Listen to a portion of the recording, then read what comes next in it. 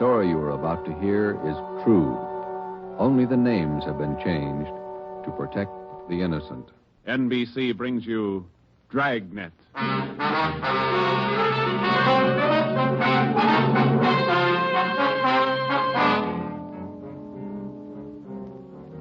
You're a detective sergeant. You're assigned to homicide. Somewhere in the tangled web of your city, there's a killer on the loose. A young woman has been brutally murdered. The weapon, a steel bludgeon.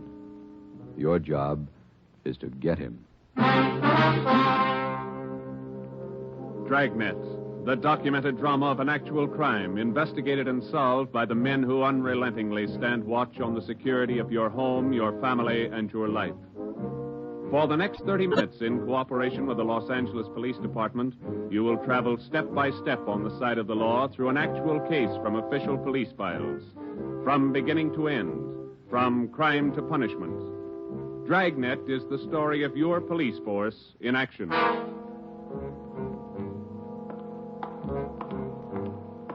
It was Thursday, March 19th. It was foggy in Los Angeles.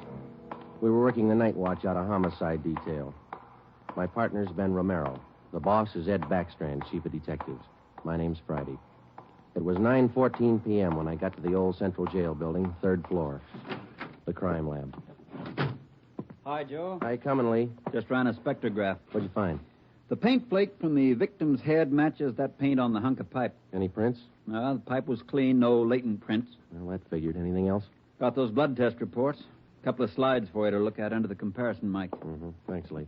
Oh, hi, Joe. Didn't hear you come in. What's it look like, Ben? Well, here's the blood test reports. This one is blood found on the piece of pipe. Type A. This one's blood from the victim. Type A. They match. That's right, boys. Doesn't mean too much, though. Did you look at these slides under the microscope? No, not yet. Well, this is your clincher. Wait till I get the light. Okay, take a look. Mm-hmm. Got a make? Yeah, go ahead. Well, this slide here on the right, Mm-hmm. that's a slice of hair from the victim's head. On the other slide is hair found on the steel pipe. Yeah? She had wavy hair. Both specimens are flat. Same hair, Joe. You got anything on that piece of pipe, Lee? Nothing. Just ordinary steel pipe, 14 inches long. What else you got? The plaster impressions of those footprints we found by the body. Here they are. Crepe soles? Tennis shoes, new ones, size 9, good impression. Ground was soft. Man about 150 pounds, according to the length of stride, roughly about 5 feet 10 inches tall. Yeah, new shoes, all right. You can still read the manufacturer's label. That's right, made by the Sport King Company. Well, that's something to follow up. Yeah, sure, you could start with the tennis courts. Only about 1,000 or so in L.A. Maybe you'd rather track down the brand. These particular tennis shoes are the biggest sellers in the country. Yeah. Where'd you like to start, Minneapolis or Pullman, Washington? What about that glove? Yeah, you might look for a missing glove. Yeah. They go well with the shoes, just about as common. White cotton work gloves with a blue top. Here's the right glove. You find the left one. Blood on a glove? Type A. Well, that's good evidence, Jones, but where's the lead? Now, look, I don't ask you to pay my parking tickets. You want to see blow-ups? Okay. Right over here. Oh, yeah. This is the vacant lot where they found the body. And that's right. Here's a close-up of her showing the location of the murder weapon, the glove, and the footprints relative to the position of the body. Looks as bad as yesterday. Sure did work her over, didn't he? The rest of these are morgue shots. Interested? No, I checked them this morning. Once is enough, Lee. Yeah, that winds it, boys. You want to go over the stuff in her purse again? You find anything more? No, nothing you haven't seen already. The usual. Makeup, comb, barrette. That's a hair clip. Mm-hmm. Few cheap stones in it. Loose change, a quarter, nickel, few pennies. Her ID card. Yeah. Helen Corday. 33 Naomi Place. Age 21. 21. That's not very old, is it, Lee? Not to die. No.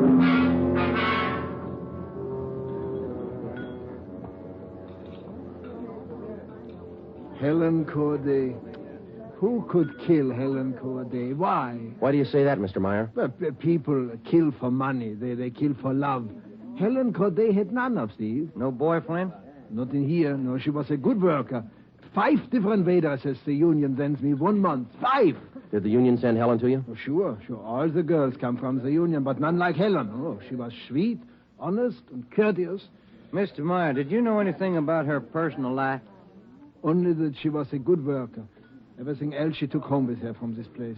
Did she ever mention any men to you? Anyone at all? No gentleman, not one. No. How much money did she make here? I paid her $26.50 a week, every Tuesday. And not much salary for so much work, but the tips are very good here. Nice customers. Mm-hmm. Nice This her home address, 33 Naomi Place? 33 Naomi, that's right, yeah. Thank you very much, Mr. Meyer, for your time. I wonder what kind of a person does things like that. Who could kill Helen Corday? Everybody liked Helen. Helen Corday? I never liked her. Come on in the office, boys, where we can talk. Never liked her because I never knew her. You the head of the union? Not just a steward. I know most of the girls. This Corday girl, what'd she look like? Small brunette, about 5'3". Here's a picture. Yeah. Pretty girl, wasn't she? Oh, sure. Placed her out at Otto's place. Nice little Dutch fella. Otto Meyer. That's right. He seemed to think quite a lot of her. Yeah, she was a fine worker. Oh, sure. Always right up on her dues. Paid all the assessments right on time. Thought you said you didn't know her. Well, not right off, I didn't, but when you showed me that picture there, placed her right away. You know anything about her personal life? Wait a minute. Why all these questions? Helen Corday was murdered last night. Oh. Who did it? You know anything about her personal life? Well, you can see my position, Sergeant. 1,200 girls. Check them in, check them out. Just names to me till I see a picture of them. You wouldn't know if she had any boyfriends here in the union. Waiters, busboy? That I wouldn't know. Like I tell you, Sergeant, I never knew Helen Corday. Sure, I knew Helen Corday. Gus plays a nice piano, huh, Sergeant? Yeah. I read about it in the paper this morning. How long you been selling pianos here at this place? About as long as I knew Helen.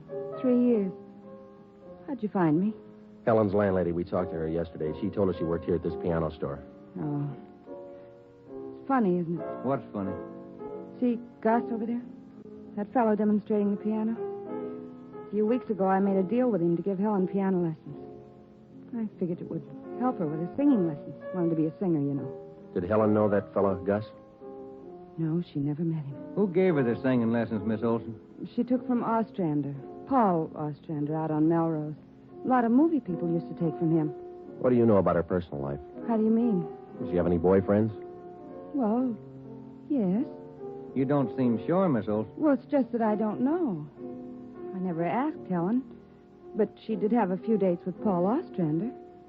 I don't think she was serious. How about Ostrander? Gee, I don't know, Sergeant. I don't want to involve anybody. You want to help us find the killer, don't you? Well, yes, but if you're thinking Paul Ostrander did it, no, I'm sure he didn't kill her.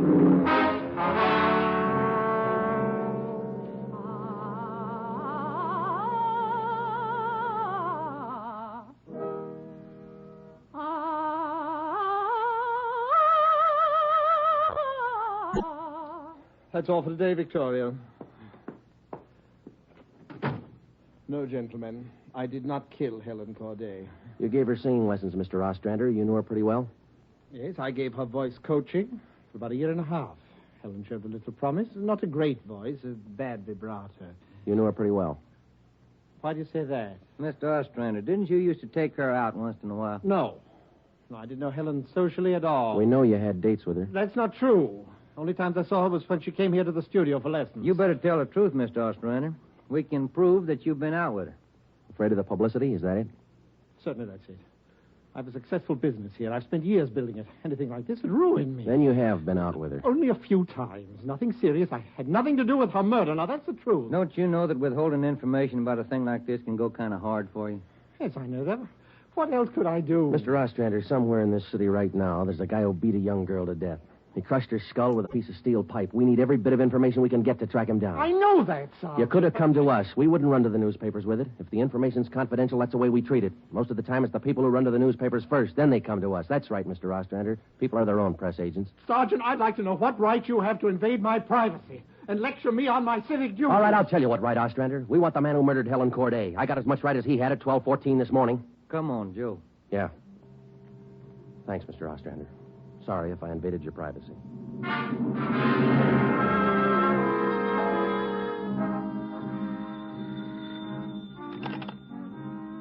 Chief of Detective's office. Helen.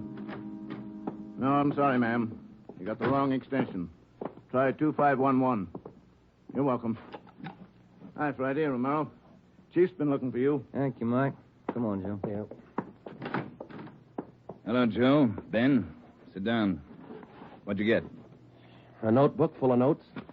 A crime lab full of evidence. Nothing to tie them together. These some of the people you interviewed? Yeah, those and about a dozen more we didn't even take notes on. It's hard to figure, Skipper. Everybody seemed to like this girl. Helen Corday. No known relatives. Single, unattached girl, living all alone in the city. Few friends and no enemies. None we can find anyway. Are you satisfied that all the people you interviewed are in the clear? Well, if we're going to stick to the simple robbery motive we are, the kind of money Helen Corday made wouldn't interest those people. How are you doing on the outside leads? Nothing. If we could just find one hole someplace, anything. All right, now look. You've got a lab full of evidence across the street. You've got a book full of names here. You've got the pieces. Now fit them together. They just don't add. Well, go over them and keep going over them until they do add. Anything from the informants? No, nothing so far. No tips on anybody that's been dough-hipped lately. Nobody shooting off their mouth. The guy we want won't advertise. Figures himself a pretty smooth operator. But he probably made a mistake somewhere along the line. We'll find it. Got a hot shot, Ed. Yeah? 3220 Casino. Woman. Probable attack. All right, Friday. You and Ben run it down. We ran down the hot shot call for 3220 Casino. Turned out to be a typical dead-end lead. Her name was Mrs. Lillian Horn. For the past 5 years, Mr. Horn had been paid regularly on Wednesdays. He spent all day Thursday drinking up his paycheck and beating his wife. The call had no connection with the Corday murder. We made the usual call into communications. Unit 80K to Control 1, 80K to Control 1. Control 1 to 80K, go ahead. On that probable attack, 3220 Casino, code 4. 80K, roger. 80K to Control 1, KMA 367. That was the beginning. For the next 3 days, we followed up every lead and every call, but they were all blind. All units were alerted, and they had as much information on the killer of Helen Corday as we did. Ben and I cruised throughout the entire Central Division. We covered every probable call that might have some connection with the murder. Attention, Unit 41R. 1654 Swanson Terrace, a woman, victim of probable attack, code 3. Unit 41R. It didn't make any difference what the call was. If there was a possibility it might tie in with the Corday murder, we ran it down. We made it a 24-hour job. So far, if the killer made a mistake, we hadn't been able to find it. The Corday funeral was on Monday. They were all there. The girl's landlady, the voice teacher Ostrander, the girlfriend Marie Olson, the man from the union, and her boss Otto Meyer. But nobody else we hadn't checked. That was Monday afternoon. Monday night, we went back to the old routine, tracking calls during the night in the squad car, picking up small threads that led nowhere. 3 more days of the same thing. Thursday morning, 1 week after we found Helen Corday's body, we got an anonymous phone tip. I know who killed Helen Corday. His name's George Barlow. He lives at 418 White Oak Avenue. He used to date her up all the time. Get him and you've got the murderer. We checked George Barlow and about 10 others just like him. None of them knew Helen Corday. Saturday night, Ben and I were back in the squad car cruising the Central Division. Saturday night's a good night for robbery. By 10 p.m., we'd run down 4 various calls. 123, code 1. 123, roger. 12G, call your station. Unit 13R, 1254 Tower Road. A woman screaming. Investigate the trouble. Code 2. Let's handle that one, Ben. Yeah, okay. I'll notify communications. Unit 80K to Control 1. 80K to Control 1. Control 1 to Unit 80K. Go ahead. On your 1254 Tower Road call, we're in the vicinity. We will handle. 80K, roger. 80K to Control 1, KMA 367. Let's go, Ben. Control 1 to 13R. Disregard your last call. Handled by 80K. Yeah, it should be right about here. Oh, here it is. 1254. That man who tried to kill me is running down the street there. Where? He's getting to that corner, see? He tried to kill me. Come on. Where'd he go, Joe? Turn right at the next corner. That's him up ahead. Got a good lead on us. Hit the siren. He's gaining, Joe. Took a left at the next corner. Oh, he isn't going to stop. Close in as tight as you can, Ben. Down to the floor now. Swing out to the left a little. I'm going for his tires. Right.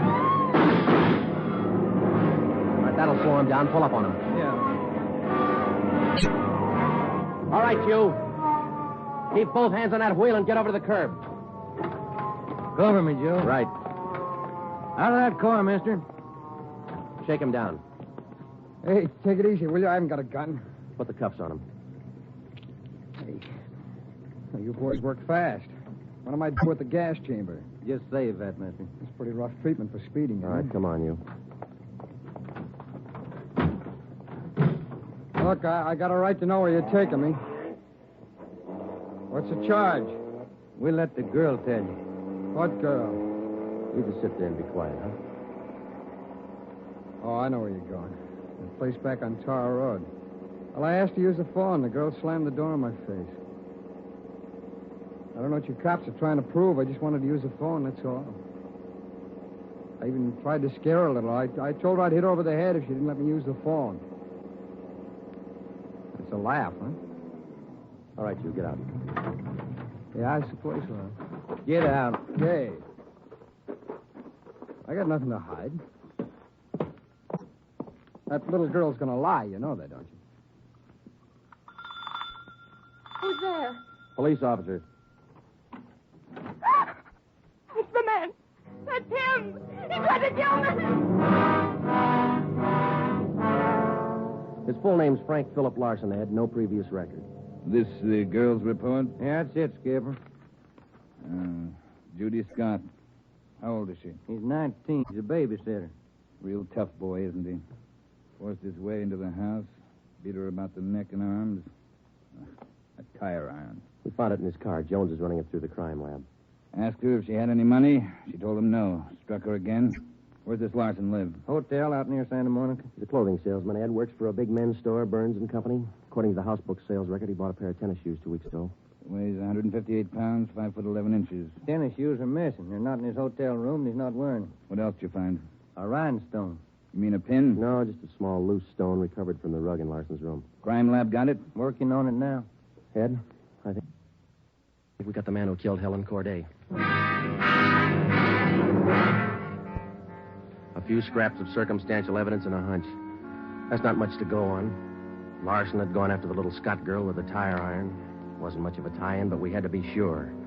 All that day, we checked Frank Larson's alibi for the night of Helen Corday's murder. We interviewed the personnel manager at Burns and Company where he worked. We talked to all the clerks who knew him. The manager of the hotel where he lived. We found out everything we could about Frank Larson. And that night at 10 o'clock, we had the prisoner brought to the interrogation room. How are you, Larson? Fine. Just fine. I like jail. Sit down. Lousy weather, been foggy all over town. I wouldn't know. I've been inside all day. How old are you, Larson? 31, same as the last time you asked me. Where'd you go to school? I didn't. I was born smart. You sell clothes, don't you, Larson? We know you work for Burns and Company. Remember, you told us. What is all this? What are you guys trying to build? Just want to know if you like selling clothes. That's all. What do you coppers know about clothes? One blue serge a year is your speed. You know quite a bit about clothes, don't you? I've been selling them for 5 years. Can you tell me something I've been wondering about? What's that? Are your socks and tie always supposed to match? That's what the style books say. Bet you always know the right things to wear, don't you? You wouldn't wear black shoes with a brown suit, would you? Is that what you're keeping me here for? Stylism? Oh, would you? Would you wear black shoes with a brown suit? Most people wouldn't. Bet you wouldn't wear brown shoes with a tuxedo either. I've been smoking too much. You got a glass of water? Oh, yeah, sure.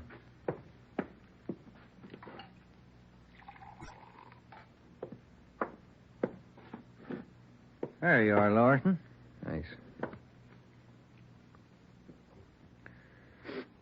That's good and cold. How about it? Would you ever wear brown shoes with a tux? Nobody would. That's a navy blue flannel you got on there, isn't it? Yeah. It's a good-looking suit. Stop around sometime. Get you a good deal. Suit like that flannel there you're wearing. You'd never wear tennis shoes with an outfit like that, would you? What do you think? I think you did. I think you wore them the night you killed Helen Corday. Who? Maybe you didn't have the blue suit on, but you were wearing tennis shoes, Sport King, size 9.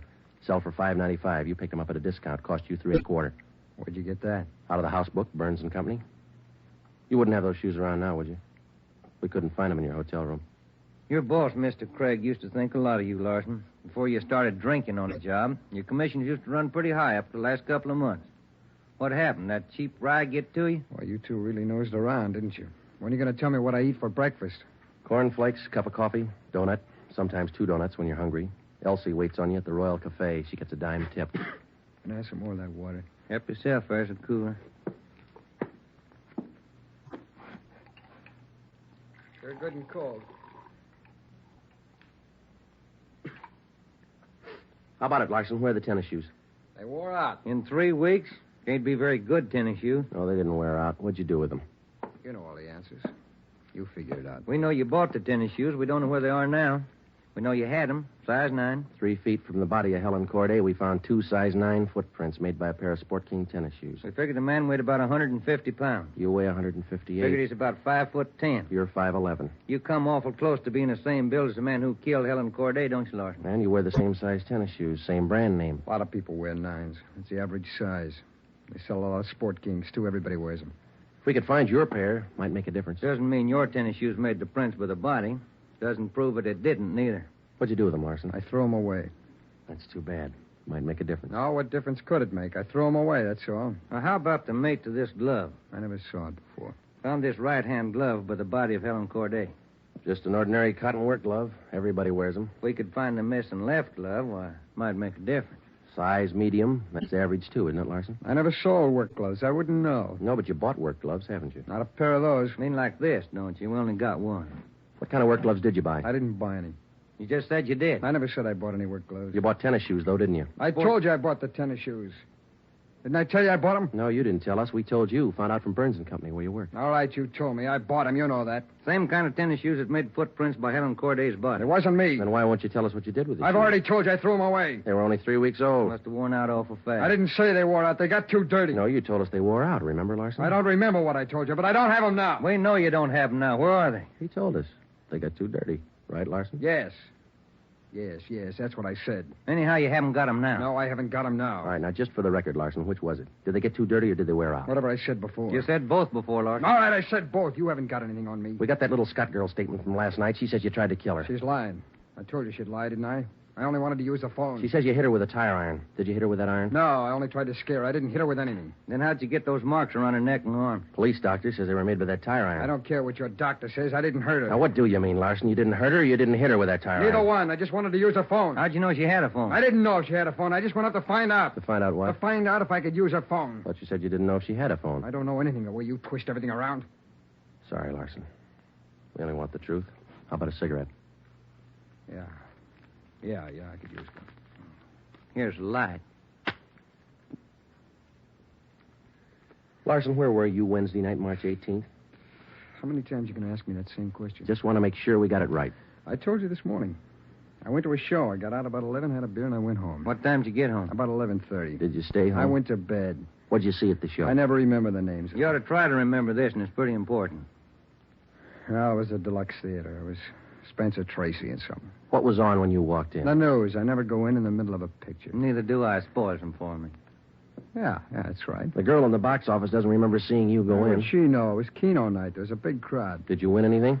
I never do. Anybody hit the jackpot? I don't remember. They give away a lot of money at those neighborhood theaters. I always remember who hits the jackpot. Well, all right, you do. I don't. Do you remember if anybody won the jackpot? I told you, no. Did they have a jackpot at that show? I guess they do. I don't know. You knew it was Keno night. You should know if they had a jackpot. Maybe they had a jackpot. I don't know. I went out for a smoke. You said the cartoon was on when you walked in. Why do you always twist what I say? I told you the news was on when I went in. You remember anything about the newsreel? It was 10 days ago. How do I know what was in it? I only know it was a newsreel. That's all. You're lying, Larson. We checked your alibi. The manager of the theater had to cut the newsreel Wednesday night because the show was running long with Keno night. You didn't go to the show Wednesday night, did you? All right, maybe I didn't. I don't remember. What's the difference? The difference is you could have been in that vacant lot the same night, the night Helen Corday was murdered. I didn't kill her. You can't prove I did. Interrogation room, Friday. Hiya, Jones. It did, huh? You're positive.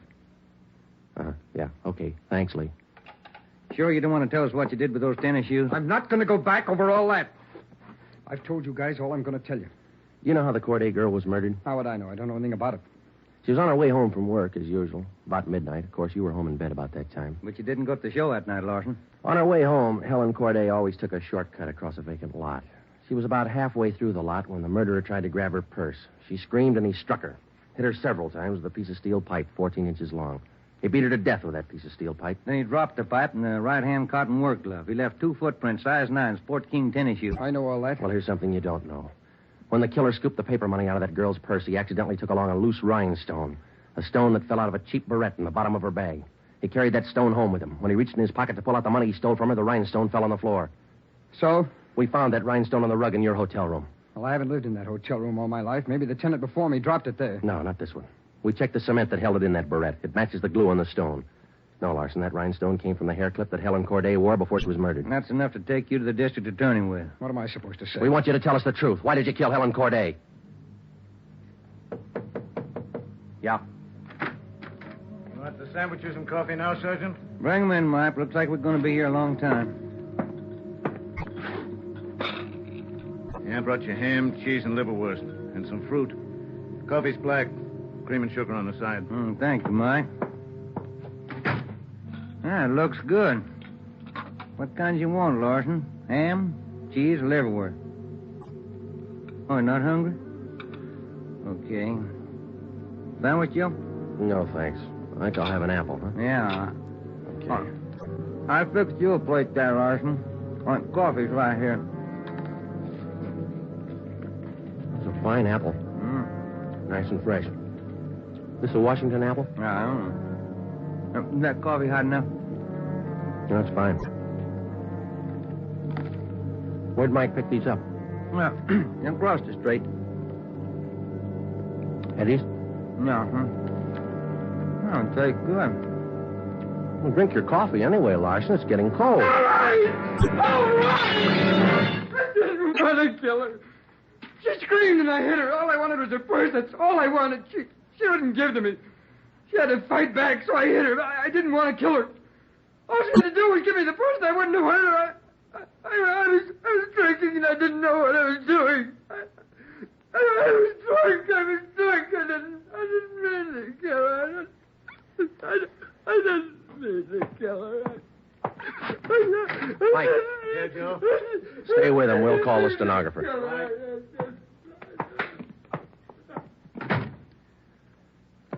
See you tomorrow, Joe. Good night. Yeah. Sour racket, huh?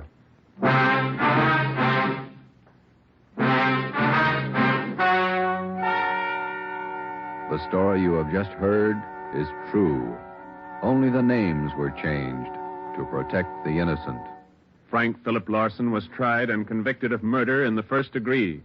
He was executed in the lethal gas chamber at the state penitentiary.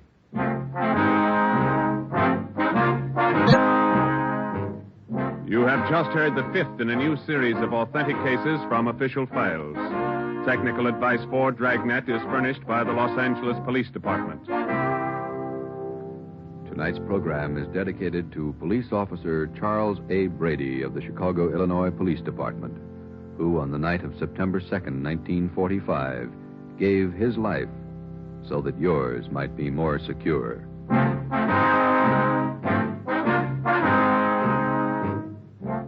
Dragnet came to you from Los Angeles. This is NBC, the national broadcasting company.